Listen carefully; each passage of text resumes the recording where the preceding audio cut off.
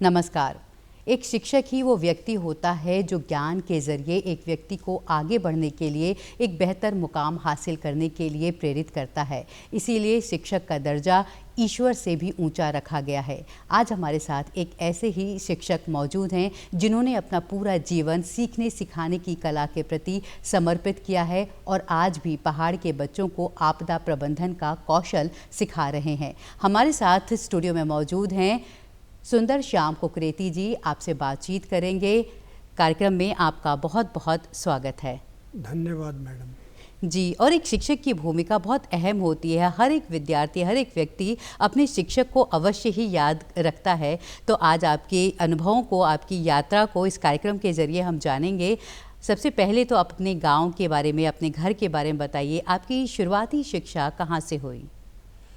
मैं पहाड़ में पैदा हुआ और कक्षा 2 तक पहाड़ में मैंने पहाड़ की स्कूल में शिक्षा ग्रहण की। तत्पश्चात फादर सर्विस पर थे तो ट्रांसफ़र होने पर हम मेरठ में आ गए, वहाँ पढ़ाई की और वहाँ पर सौभाग्यवश फादर ने हमको सबसे अच्छे स्कूल में, जिसमें कि बहुत सुविधाएं थी जी, उसमें कंपटीशन से हमने एडमिशन लिया। क्योंकि हिंदी मीडियम स्कूल्स में कंपटीशन नहीं हुआ करते थे, बट वो एक ऐसा स्कूल था जिसमें कि काफ़ी एक कठोर, जिसको कहूँगा, कंपटीशन होता था। हमने एडमिशन लिया, अच्छी सुविधाएं थी स्कूल में, तो वहाँ से पर्सनैलिटी डेवलपमेंट का एक लेसन हमको मिलता रहा और हम आगे बढ़ते चले गए। उसके बाद फिर हम लोग निकले तो हमें देहरादून में फादर का ट्रांसफ़र हुआ, तो हमने 9th ऑनवर्ड यहाँ पर अपनी पढ़ाई शुरू कर दी और यहीं पढ़ने के अलावा कॉलेज भी हमने यहीं से पास किया, ग्रेजुएशन एंड पोस्ट ग्रेजुएशन। तो ये तो मेरा क्षेत्र, अध्ययन का क्षेत्र था, जिसमें कि हमने बड़े एक इस तरह से पढ़ाई की, भाई जो कुछ करना अपने लिए करना है और अपने लिए करना है तो कंपटीशन भी अपने से ही होगा, किसी दूसरे से कोई कंपटीशन नहीं करेंगे हम। तो इस उद्देश्य से हम पढ़ते रहे और एमएससी करने के बाद बीएड भी किया, इस वजह से कि कहीं जॉब नहीं मिला तो कम से कम बीएड अपने पास रहेगा। अच्छा। जो होता है, एक आम चर्चा रहती है कि हाँ, कुछ नहीं करो तो बीएड कर लो, एक ज़माने में ये तो चर्चा कहीं ना बहुत कहीं हुआ आप कुछ ना कुछ कर लेंगे। हाँ। है ना, तो उसी उद्देश्य से ये कर लिया। लेकिन इसका जो बीएड का जो हमें एक्चुअल जो फ़ायदा मिला है अपने कार्य क्षेत्र में, वो था मेयो कॉलेज अजमेर जब हमने ज्वाइन किया जी। क्योंकि देहरादून में भी मैंने प्राइवेट, ये जो सरकारी तो नहीं, अर्ध सरकारी स्कूलों में पढ़ाया जी। तो एक अनुभव लिया। लेकिन जब अजमेर से लेटर आया कि आपका इंटरव्यू है, तो हमें बड़ी खुशी हुई कि हम ऐसी संस्था में जा रहे हैं जो कि केवल भारत के राजकुमारों के लिए खोला गया था। अच्छा। तो उस वहाँ जाने पर एकदम हमें पहुँचते ही माहौल ऐसा नज़र आया कि जैसे कि कुछ नई दुनिया हो ये, क्योंकि हिंदी मीडियम में ऐसा कहीं देखा नहीं था। तो वहाँ पर महल थे जो कि बोर्डिंग हाउस बना दिए गए हैं अब, अलग अलग राजाओं के महल। अच्छा। कश्मीर हाउस, कश्मीर राजा का कश्मीर हाउस, महाराजा जयपुर का जयपुर हाउस, महाराजा भरतपुर का भरतपुर हाउस। तो हर एक राजा लोगों के अपने अपने वहाँ राजकुमार के लिए महल बनाए हुए थे। छोटे, उनको छोटे महल कह सकते हैं, लेकिन बहुत अच्छे एकोमोडेशन वगैरह वहाँ पे थे। तो वहाँ पढ़ाने का मौका मिला, इंटरव्यू दिया। गए तो हम इस उद्देश्य से कि शायद सिलेक्शन ना हो तो कम से कम घूम के आ जाएंगे, और घूम के आएंगे, लेकिन सिलेक्शन हो गया। तो फिर बहुत अच्छा लगा कि भाई नहीं, मतलब यहाँ अब हमको पढ़ाना ही है। तो हमने वो कॉलेज को अपने अध्ययन का एक या अध्यापन का एक अपना क्षेत्र बनाया, और जो अनुभव वहाँ पे मिला है, उस अनुभव को मैं आज भी प्रणाम करता हूँ कि जो मुझे वहाँ मिल गया। और क्या फ़र्क था, अगर आप एक, जैसे आपने बताया कि आपने यहाँ देहरादून में भी अर्ध सरकारी स्कूलों में पढ़ाया, तो क्या फ़र्क था एक ऐसे स्टूडेंट को पढ़ाने का जो एक अपने पीछे एक बड़ी विरासत लेकर आ रहे हैं, और एक सामान्य बच्चे को पढ़ाने का? क्या आपके लिए एक शिष्य के तौर पर भी आप फ़र्क कर पाते थे या करना होता ही था? बहुत फ़र्क था। एक तो यहाँ पर हिंदी मीडियम था जी। फिर वहाँ पे पूरा इंग्लिश मीडियम, और जो मज़ेदार बात ये थी कि वहाँ पर हमने बच्चों से बहुत कुछ सीखा। अब आप समझ सकते हैं कि वो बच्चे कितने होशियार रहे होंगे या कितना उनका एक चारित्रिक उत्थान रहा होगा कि उनसे हमको कई बातें सीखने को मिली। उन्होंने हमसे सीखा तो हमने उनसे भी सीखा। और ये जो कॉलेज था सन 1872 का खुला हुआ है, और वहाँ पर चूँकि केवल राजकुमार ही पढ़ते थे तो उनके लिए जो सिस्टम था वो चाइल्ड बेस्ड एजुकेशन जिसको बोलते हैं वो था। उनकी देखरेख करना, उनको अच्छी हैबिट उनकी बनाना, उनको पढ़ाई के बारे में इस तरह से प्रोत्साहित करना कि वो कभी ये ना फील करें कि भाई हमें तो डांट दिया गया है। यानी हमको डांटना भी अलाउड नहीं था वहाँ पे, जबकि हिंदी मीडियम स्कूल में तो आप डांट भी सकते थे, खूब हो जाता था ये, है ना। लेकिन वहाँ पर ना हम डांट सकते थे, मारने का कोई प्रश्न ही नहीं होता था, क्योंकि वो एक तरह से एक बैड क्वालिटी समझी जाती थी टीचर्स की। तो सीखा हमने, क्योंकि नए आयाम में गए थे, शिक्षा के नए आयाम में, तो कुछ सीखने को मिला। और सिस्टम जो था वो बिल्कुल जैसे ऑक्सफोर्ड एंड कैम्ब्रिज वाला होता है जी। कि कैसे इनको आपने देखभाल करनी है, कैसे इनको आपने सिखाना है, कैसे आपने इनके साथ खेलना है, कैसे आपने इनको कहीं ले जाना है तो वहाँ क्या क्या इनकी हैबिट कैसे सुधारेंगे आप। हम कभी उनको बाहर ले जाते थे तो कभी भी गली में नहीं ले जाते थे। अच्छा। मतलब एक हमारा होता है गलियों में जाकर के सीखेंगे क्या, बेकार की बातें इनके कानों में आएंगी, तो नहीं, उनको मेन मार्केट में ले गए, कुछ जो भी उनको करना होता था, पर ऐसे नहीं केवल घुमाने ले गए, विद टारगेट ले जाते थे, ऑब्जेक्टिव्स, कि भाई आज ये काम करना है। फॉर एग्जांपल हम उनको साइकिलिंग ले जाते थे, साइकिल होती थी उनके पास, चलिए भाई आज चलना है। तो शहर में एक फेमिलियर करना उनको प्रैक्टिकल अप्रोच से, कि भाई ये शहर है, इसका ये मैप बनता है, आपको मैप आप स्कूल में पढ़ लीजिएगा, लेकिन ये इसकी लोकेलिटी का ये एरियाज हैं जहाँ आप कभी कभी आएंगे तो आपको जो लर्निंग हो रही है वो प्रैक्टिकल तरीके से हो रही है। ये सब हम वहाँ पे सिखाते थे। तो एक छोटा सा एग्जाम्पल है, बहुत सारे एग्जाम्पल थे। दूसरा एग्जाम्पल अगर मैं लूँ तो अजमेर सिटी में कुछ हिल्स भी हैं, अरावली हिल्स की वो है वो जी। उस अरावली हिल्स में उनको हम माउंटेन क्लाइंबिंग या ट्रैकिंग का प्रैक्टिकल सिखाते थे। तो हम उनको वो कहते थे कि सर कैसे चढ़ पाएंगे। हमने कहा यार देखो तुम लग्जरी में रहते हो, एयर कंडीशन में रहते हो, लेकिन तुम यहाँ हो तो यहाँ तो हम तुम्हें सब कुछ सिखाएंगे। तो उनको लेके जाते थे और ये सिखाते, देखो जब तुम आगे जाते हो, ऊपर पहाड़ पे चढ़ते हो, तुम्हारा जो वज़न है आगे की तरफ झुकता है, और जब तुम नीचे उतरोगे तो तुम्हें पीछे अपना पीछे आपका वज़न, हमारा बॉडी का वेट जो है वो पीछे चला जाता है। तो कहते हैं सर ये तो प्रैक्टिकल होता ही है ये। तो हमने कहा कारण बताइए। तो फिर उनको हम कारण भी बताते थे, यानी जो टीचिंग हो रही है वो आउट ऑफ द क्लासरूम भी हो जाती थी, लाइफ स्किल्स जिसे हम कहते हैं। हाँ, तो वो सीखते थे प्रैक्टिकल अप्रोच से, वो खुद सीखते थे, और फिर उनके 100 कितने ज़्यादा हो जाते थे कि वो माउंट एवरेस्ट बेस कैंप तक जाने को तैयार रहते थे और हम ले भी जाते थे। अच्छा, तो आपको क्या लगता है कि शिक्षा के स्तर पर किस तरह के सुधार की आवश्यकता है जिससे कि पहाड़ के स्कूल और सारे स्कूल एक समान तरह से देखे जाएं? यहाँ पर जो मेरा कहना है कि यहाँ पर टीचर बेस्ड एजुकेशन दी जाती है। टीचर गया क्लास में पढ़ा दिया, छुट्टी, मतलब उतना ही काम हो गया जी। अभी तक तो ये था, हालांकि अब नई एजुकेशन पॉलिसी में सारा चेंज कर दिया गया है, लेकिन टीचर बेस्ड था तो बच्चा ज़्यादा एक पॉइंट ऑफ फोकस नहीं रहता था। अब उसमें था कि बच्चों के साथ आप जितना उनके नज़दीक जाएंगे, फॉर एग्जांपल क्लास में भी आप उनके, अगर आपने उनको होमवर्क क्लास वर्क दे दिया तो आप एक राउंड ज़रूर लगाएंगे, तब आप उनके नज़दीक जाएं तो थोड़ा सा उनको लगेगा कि चेक करने वाला भी कोई है।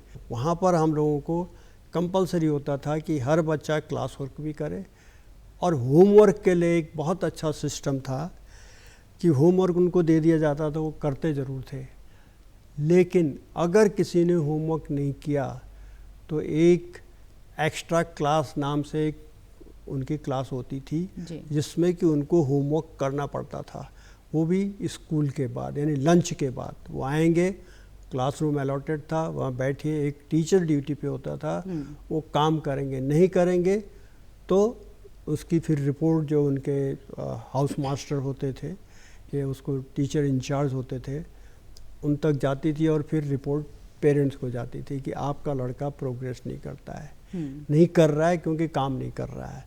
तो एक मतलब एक कंटिन्यूटी बनी हुई थी कि बच्चे के पेरेंट्स और टीचर रोज़ एक दूसरे से जुड़े हुए थे जी। अगर रोज़ नहीं तो जब भी कुछ हमारे शेड्यूल बना होता था कि आप लेटर ज़रूर लिखेंगे, तो हम लेटर लिखते थे पेरेंट्स को, किस में ये कहाँ मिल करके एक बच्चे की एक तरह से परवरिश किया करते थे। हाँ। बिल्कुल। और जैसे हम आज भी देखते हैं, हमारे ऐसे कई शिक्षकों से इस तरह से बातचीत भी है कि जो हिंदी मीडियम स्कूल है या जो भाषा है वो सीखने की प्रक्रिया में बाधा नहीं बननी चाहिए। और हिंदी मीडियम स्कूल के बहुत सारे बच्चे आज जो बड़े बड़े पदों पर काम कर रहे हैं, अपनी सेवाएँ दे रहे हैं। आपने भी कभी क्या भाषा के इस फ़र्क को इस तरह से महसूस किया? इसमें एक ज़रूर चीज़ मैं कहूँगा कि जहाँ तक पोटेंशियल की बात है, हिंदी मीडियम हो चाहे इंग्लिश मीडियम, पोटेंशियल तो बच्चों के अंदर होता है और वो एक्सेल कर लेते हैं। लेकिन इंग्लिश मीडियम में ये है कि उनको एक तरह से गाइडेंस ज़्यादा मिलती है, टीचर्स भी देते हैं, फिर स्पेशलाइज्ड पर्सनैलिटीज़ को बुलाया जाता है, उनसे इंटरेक्शन करवाया जाता है, तो वो हो जाता है, वहाँ पर होता रहता है। तो बच्चों का जो एक माइंडसेट है वो डेवलप हो जाता है।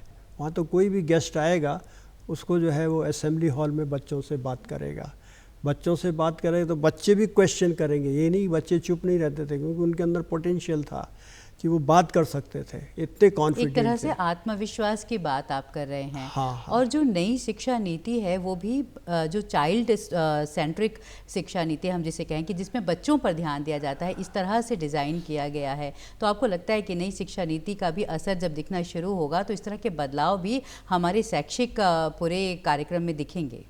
अवश्य।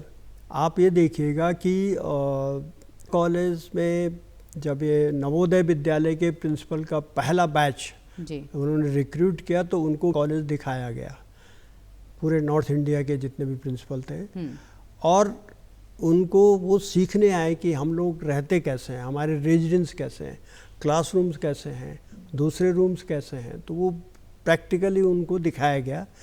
और सबसे बड़ी बात जो उनका अचीवमेंट था वो ये था कि ये जो बच्चे उन्होंने डेवलप किए वो कम फीस में थे, गरीबों के बच्चे थे वो, उनको JNB सब कुछ देता है, टाई से लेके जूते से लेके टूथपेस्ट तक उनको प्रोवाइड करता है। और वहाँ पर किस तरह से बच्चे अपना यानी अपने कबर्ड को सजा के रखते हैं, अपने बेड को सजा के रखते हैं, वहाँ पर बच्चे अपना काम खुद करते थे।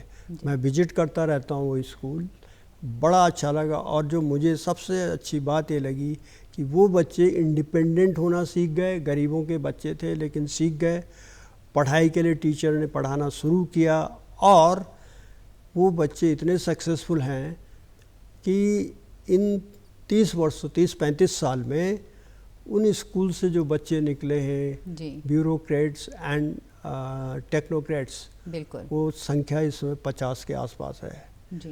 जो किसी इंस्टीट्यूशन में इतना नहीं हुआ। 30 साल में इतने बच्चे उन्होंने ब्यूरोक्रेट बना दिए क्योंकि बड़े मेहनत करते थे वो, तो अपने कपड़े अपने आप धोते थे। कॉन्सेप्ट है जो ये रेजिडेंशियल स्कूल का, जवाहर नवोदय विद्यालय। तो आपको लगता है कि बच्चा जब रेजिडेंशियल स्कूल में रहता है और वो जो नॉर्मल स्कूल में जो डे बोर्डिंग जिसे हम कहते हैं कि वो सुबह जाता है शाम को घर में आ जाता है, क्या फ़र्क है इन दोनों में बुनियादी तौर पर? बुनियादी तौर पर यह है कि बच्चा अपना काम अपने आप करना सीख जाता है, इंडिपेंडेंट हो जाता है कि मैं अपना काम अपने आप भी कर सकता हूँ। जैसे नवोदय विद्यालय में वो कपड़े अपने आप धोते थे हफ्ते में। और भावनात्मक तौर पर भी कोई फ़र्क नज़र आता है क्या? बिल्कुल, वो बिल्कुल अटैचमेंट इतना हो जाता है कि जब वो 6 साल बाद उस स्कूल से निकलते हैं तो बहुत याद करते हैं और कहते हैं हम मिस कर, बल्कि वो उसी साल वापस भी आते हैं फंक्शन में और बड़े यानी उनके चेहरे खिले हुए इसलिए होते हैं क्योंकि वो अपनी पुरानी जगह पे आ गए हैं। तो भावनात्मक रूप से वो बिल्कुल जुड़े हुए रहते हैं। और जब वो एडमिशन लेते हैं, जो पहला बैच होता है, जब वो उस रेजिडेंशियल विद्यालय में आते हैं, उस समय किस तरह की मनःस्थिति होती होगी? ये आपने बहुत अच्छा प्रश्न किया है जी। ये बच्चे जो हैं होमसिक बहुत ज़्यादा रहते हैं, लेकिन हमारे यहाँ पर जो होमसिक होते थे बच्चे, हमारे यहाँ कॉलेज में म्यूजियम है जो कि किसी स्कूल में कहीं पर भी नहीं है, तो उस म्यूजियम में उनको छोड़ दिया जाता था विद टीचर्स, और वो इतने बिजी हो जाते थे घर की याद आती नहीं थी। एक दूसरा, हर संडे को उनको हम हिल क्लाइंबिंग के लिए ले जाते थे। चलो भाई तुम्हें नेचर के भी चैलेंजेस भी दिखाते हैं, तुम घर में तो बड़े आराम से रहते हो, बड़ी केयर से रहते हो, लेकिन यहाँ पे तुम्हें सब कुछ अपने आप करना हो, तो ले जाते थे, ट्रेनिंग दे दी जाती थी, तो उसका वो बड़ा आनंद लेते थे। ऐसा नहीं कि वो रोते थे जी। लेकिन बड़ा आनंद उनको आता था कि हमें कम से कम ये देखने को तो मिल रहा है। तो ये जो एक्स्ट्रा करिकुलर एक्टिविटीज़ हैं, ये भी बहुत ज़्यादा ज़रूरी हैं एक बच्चे के सर्वांगीण विकास के लिए। आपने उत्तराखंड में भी इस तरह ग्लेशियर्स की ट्रेनिंग करवाई है, ग्लेशियर्स पर ट्रैकिंग की और पहाड़ों पर ट्रैकिंग की ट्रेनिंग करवाई है, उसके बारे में भी बताइए। मैं अपने स्टूडेंट्स को पिंडारी ग्लेशियर लेके गया था, और इसलिए ले गया था कि उनको मालूम था कि सर आप पहाड़ से हैं जी। तो मैं उनको कहता था हाँ भाई मैं तो पक्का पहाड़ी हूँ, तो तुम चलना चाहते हो, टफ है मामला, तो बोलते थे कि सर आप ले तो चलिए, हम चलने को तैयार। तो हम उनसे ये कंडीशन रखते थे कि तुम अपने माँ बाप से पहले लेटर भिजवा दो कि अच्छा। हमने जाना है, आप फॉर्म भर के भेज दीजिएगा। हमको मिल जाते थे, और 6 महीने पहले शेड्यूल बना देते थे हम, और समर विंटर वैकेशन में वाप घर गए, लेटर आया, फॉर्म भर के आ गया, और समर में वैकेशन में हम उनको लेके चल देते थे। लेकिन उनको भी ये था कि हमने ये काम करना है, क्योंकि हमने सर से वायदा किया हो, एक अटैचमेंट हो जाता था कि भाई सर ले जा रहे हैं तो हम ज़रूर जाएंगे जी। क्योंकि माँ बाप के साथ जाना एक दूसरा दृश्य हो जाता है, और अपने फ्रेंड सर्कल के साथ जाना उसका उत्साह ही कुछ और होता है। तो वो सब जाते थे, बहुत आनंद हो करके अपना काम करते थे। जो वहाँ भी ऐसा नहीं था कि हमने सिखा दिया, मतलब हमने कुछ नहीं सिखाया वहाँ पर, हम उनको सिखाते थे। जी। क्या सीखा? फॉर एग्जांपल अगर बर्फ़ में चल रहे हैं हम, तो हम उनको कहते थे देखो भाई चिल्लाना नहीं है। तो कहते थे सर ये क्या बात है, अगर कोई बहुत आगे चला गया उसको हमने रोकना तो है। हमने कहा नहीं, तुम्हें ये हमने पहले ही बताया हुआ है कि वहाँ चिल्लाना नहीं है। बोले सर बात कैसे हुई ये? हमने कहा यार ये जो ग्लेशियर्स है ना आसपास में, आप चिल्लाएंगे तो ये नीचे आ जाएंगे सीधे, होता वही है जी। माउंटेनियरिंग पे जब जाते हैं, एवरेस्ट पे जाते हैं लोग, तो उनको ऐसी ट्रेनिंग होती है कि तुम चिल्लाओगे नहीं, अपना काम अपने आप अपनी सोच समझ से और ठीक ढंग से करना है, कॉन्फिडेंटली करना है, तो सब करते हैं। तो खैर ये सब चीज़ें हैं जो कि उनको प्रैक्टिकल अप्रोच से हम सिखा देते थे, तो बड़े खुश होते थे। घर जाके माँ बाप को बताते कि हमने ये सीखा है, हमें वहाँ ले गए थे, जो भी है उनका इसके अलावा आपने और कहाँ पर शिक्षा दी है? मैंने यहाँ पर लोकल स्कूल्स में शुरू में बताया था जी। इसके अलावा मैं प्रिंसिपल रहा, और मैंने जो ज्वाइन किया तो मैंने सबसे पहले लखनऊ के एक स्कूल में ज्वाइन किया। उनको फिर जो एज ए प्रिंसिपल कई चीज़ें हमने वहाँ पे इंट्रोड्यूस की। उसमें जो इंट्रोड्यूस किया हमने, क्विजिंग हमसे सबसे अच्छा लगता था, जो कि हम वहाँ कॉलेज में करते थे, वो हमने वहाँ इंट्रोड्यूस किया। क्विजिंग करेंगे, टीचर्स बच्चों से असेंबली में रोज़ बात करेंगे एक एक करके, क्योंकि टीचर्स को भी कॉन्फिडेंस आना चाहिए। नहीं तो टीचर्स बात ही नहीं करते हैं बच्चों से, पूरे स्कूल से तो कभी नहीं कर सकते, बट वो कॉन्फिडेंस हमने उनको दिया कि भाई आपको इनसे बात करनी है, कुछ भी बोलिए, नॉलेज की कोई भी बात करिए, पर करिए आप बच्चों से। तो वो करते थे, मतलब धीरे धीरे वो एक सिस्टम बनाया हमने। तो ये तरीका था ताकि बच्चा और जो शिक्षक और शिष्य ये दोनों आपस में एक बेहतर रिश्ते में आ जाए। हाँ, वही हमारा उद्देश्य होता था। उससे क्या होता था, बच्चे क्लास में फिर खुलने लगते थे, बात करने लगते थे कि भाई जो टीचर पूरे स्कूल से बात कर रहा है क्लास में, तो हमसे बात करेंगे ही, तो एक सामंजस्य बन जाता था। तो वो बहुत अच्छी वो इंट्रोड्यूस की हमने। उसके बाद फिर हमने पंतनगर यूनिवर्सिटी में गए, पंतनगर यूनिवर्सिटी के कैंपस स्कूल में प्रिंसिपल रहे, तो वहाँ पर हमने एक नया आयाम दिया बच्चों को। वो था कि each one should teach one a new word in English every day. Okay. तो उसमें क्या हुआ कि हम उनको एक वर्ड दे देते थे, बहुत बड़ा, उसका मीनिंग वगैरह सब बोर्ड पे लिख दिया जाता था, और उस वर्ड से आप फ्रेगमेंट करके तोड़ मोड़ के जैसे भी है 2-3 वर्ड बना लो, लेकिन खाली वर्ड नहीं बनाने हैं आपने, उसका मीनिंग भी यूज भी करना है, उसका मतलब भी बताना है। तो आप उस जब अगर टीचर्स को बताते हैं उसका 3-4 वर्ड आपने उसी वर्ड से बनाए, तो आप उनका यूज भी बताएंगे, सेंटेंस बोलेंगे आप। तो वो भी बड़ा सक्सेसफुल रहा हमारा ये प्रोग्राम। बच्चों में एक क्यूरियोसिटी आ गई और बच्चों ने इतना इंटरेस्ट लिया कि that became a habit of the children. और जैसे अभी आप बता रहे थे कि इस छात्रों के साथ साथ शिक्षकों के लिए भी आपने कई तरह के प्रयोग किए, जैसे बातचीत करने के बारे में कहा, और किस किस तरह की चीज़ें शिक्षक के लिए जाननी जरूरी है जब वो विद्यार्थियों में के साथ पठन पाठन के कार्य में होता है। इसमें जो सबसे बहुत ही इफ़ेक्टिव जो होता है वो होता है थिएटर। और हमने जो है, मैंने स्कूलों में एक थिएटर का कार्यक्रम भी चलाया है। वो सेंटेंसेस इंग्लिश में यूज कराए ताकि उनकी इंग्लिश नॉलेज बढ़ जाए। वो सेंटेंसेस यूज कराए जो हम डेली बोलते हैं, उन्हीं से नाटक बनवाया। उन्होंने टीचर्स ने लिखा या टीचर्स ने कहीं बुक से लाया और बच्चों को तैयार किया। आज वो तैयार कर रहा है, कल असेंबली में वो प्ले होगा जी। तो बच्चों को क्या था, एक कंटिन्यूटी बन गई कि आज मुझे प्रैक्टिस करनी है, इतने दिन तैयार करना है, इतने दिन आज प्रैक्टिस होगी, कल चेक होगा, और उसको हम जज भी करते थे। फिर सबसे बढ़िया एक्टिंग किसका है, सबसे बढ़िया एक्सप्रेशन किसका है। तो उससे बच्चों के अंदर एक बहुत ज़्यादा कॉन्फिडेंस आया और टीचर्स में भी आया कि भाई नहीं, इन बच्चों के लिए हमें कुछ करना भी चाहिए जी। तो ये इस तरह की एक्टिविटीज़ से बच्चा बहुत आगे बढ़ जाता है, उसके अंदर एक कॉन्फिडेंस लेवल बढ़ जाता है। ऐसे कोई शिष्य हैं, खास शिष्य जो आपको अभी भी याद आते हों? बहुत हैं, अभी भी विजिट करने आते हैं मेरे को, मेरे घर पर आ जाते हैं देहरादून में। अच्छा। इधर अगर वो देहरादून में आ गए तो घर पे भी पहुंच जाएंगे। ऐसा उनका एक अटैचमेंट होता है ना, क्योंकि हमने उनको सिखाया है, हम इन्वॉल्व रहे उनके साथ। तो इन्वॉल्व रहने से उन्होंने हमको जो है एक रिस्पेक्ट है, एक रिगार्ड है जो मिलती रहती है। क्योंकि भावनात्मक रूप से ऐसे जुड़े रहे 6-7 साल तक वहाँ पर कि उनको ये लगता है कि सर हमारे लिए कुछ भी कर सकते हैं।